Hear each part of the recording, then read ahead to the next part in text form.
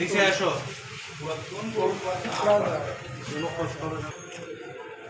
ওনাকে যে উদ্ধার বাবা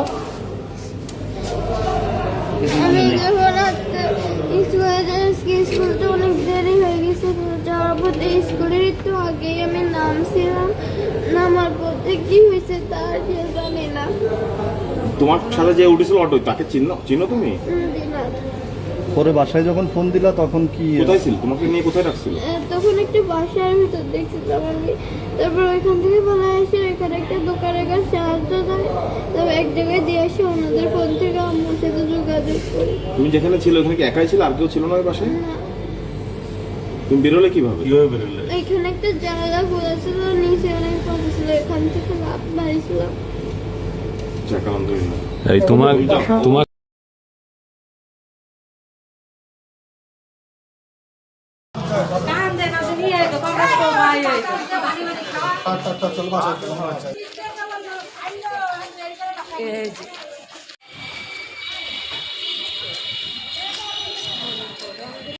অটোতে উঠাই দিছে, উঠাই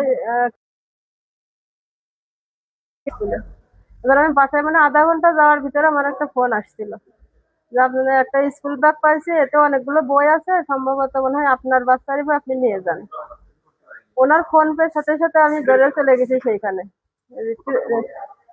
এটা হচ্ছে ট্রাক টার্মিনাল, লক্ষ্মীকান্দ নাকি পুলিশ, রামনগর পুলিশ ফাঁড়ি, ওইখানে যে বই ব্যাগ